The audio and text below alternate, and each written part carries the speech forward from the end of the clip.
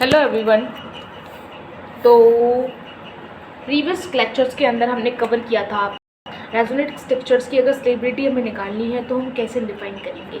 उनके कुछ हमारे रूल्स थे जो कि प्रायोरिटी वाइज मैंने आपको डिफाइन किया। Come on the next knowledge को रेजोनेंस एनर्जी। रेजोनेंस एनर्जी को हम कैसे डिफाइन करते हैं। Resonance energy is just stability कि जितनी ज़्यादा रेजोनेंस एनर्जी होगी इतनी ही स्टेबिलिटी आपकी कंपाउंड्स की होगी।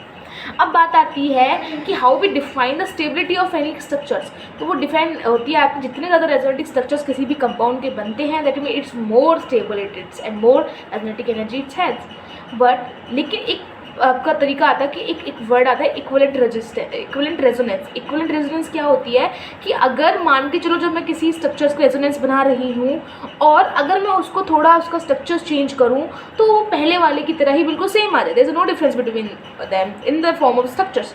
वो कुछ भी डिफरेंट होता है, कुछ भी डिफरेंट हो जाता है, लेकिन स्ट्रक्चर्स अगर हम देखते हैं बाय सीइंग इट वो बस थोड़ा बहुत उसका एंगल ओरिएंटेशन चेंज करने के द्वारा उसमें ऐसा एक इफेक्ट आता है कि इफेक्ट नहीं आता कि वो क्या करना है तो उसकी तरह लिखना स्टार्ट होता है जो पहले वाला resonating structure. This is called the equivalent resonating structures.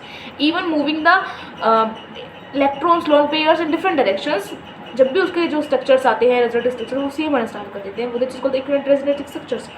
जब आपके इक्विवेलेंट रेजोनेटिक स्ट्रक्चर्स बनना स्टार्ट हो जाते हैं that mean it has more stability. ये क्या कर देता है आपका, ये डोमिनेंट हो जाता है पहले वाले पॉइंट को भी डोमिनेट कर देता है।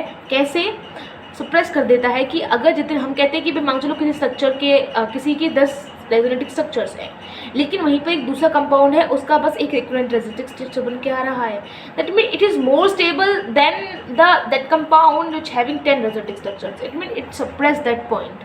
Okay, third point is that resonatic structures, number of resonatic structures आपकी क्या हो जाएगा equivalent resonance. And third point is aromaticity कि जितनी आपकी एरोमेटिक रिंग्स प्रेजेंट होंगी किसी भी रेजोनेटिक स्ट्रक्चर्स के अंदर that is more resonating, that mean it has a more resonating energies and more resonating energy that is more stable. So I can explain it to you in easy form. Aromaticity आप further videos के अंदर पढ़ोगे। You still मतलब एक तरीके से I can explain it in the next videos. But now अगर आपको एरोमेटिसिटी को कंसेप्ट को क्लियर करना है तो आप बेंजीन जो रिंग होती है उसको you can take it as the example of the aromaticity. आपको एक एग्जांपल ले सकते हो उसका, किसका, एरोमेटिसिटी का एग्जांपल ले सकते हो कि जितने ज़्यादा बेंजीन रिंग्स आपके प्रेजेंट होंगी किसी भी रेजोनेटिक स्ट्रक्चर के अंदर it has more stability and this is the whole resonating energy. यही होती है स्टेबिलिटी निकालने के लिए। बस सबसे ज़्यादा मेन इंपॉर्टेंट पॉइंट होता है आपका एरोमेटिसिटी होती है और इक्विवेलेंट रेजोनेटिक स्ट्रक्चर्स होते हैं। ठीक है, इन दोनों को हम क्या करते हैं कहीं सिचुएशन के अकॉर्डिंग हम उसको अपने अकॉर्डिंग सिचुएशन के अकॉर्डिंग उसको चेंजमेंट करते रहते हैं। बट इज़ नॉट गिवन कि कौन सा प्रायोरिटी में होगा कौन सा प्रायोरिटी में नहीं होगा। This is the whole topic. After that topic a point comes, to differences come that is called localised lone pairs and another is delocalized lone pairs.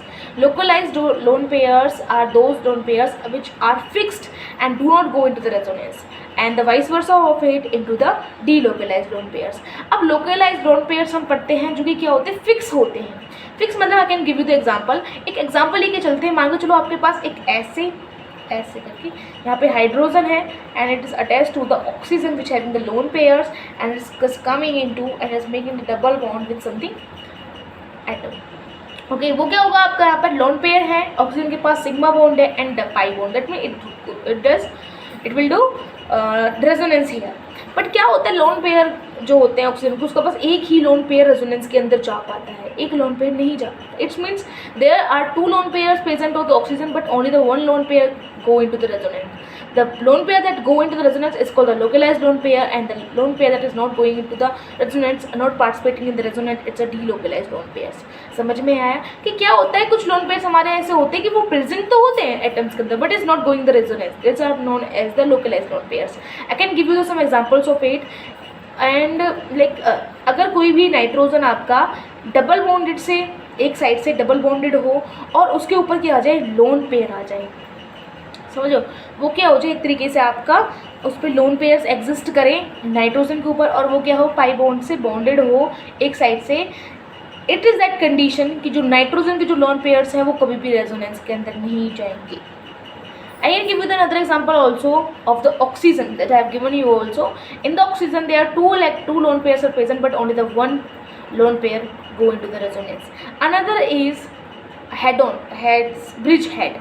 I can say bridge head lone pairs, in which bridge heads compounds are like that, are the 3D structures, and the bridge head, these two carbons. On these carbons, if the lone pairs are present onto them, this will gives you the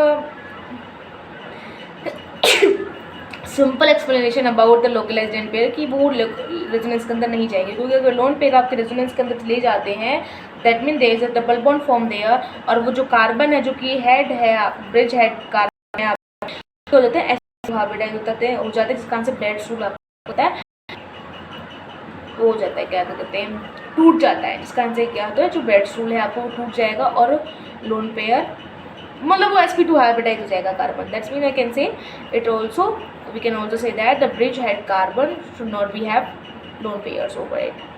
समझ में आया? ऐसे deal जो बच्चे कुछ भाई जो ऐसा है कि जो लोन पेयर्स रेजोनेंस के अंदर जा रहे हैं वो आपके डीलोकलाइज हो रहे हैं, सिंपल सी बात है.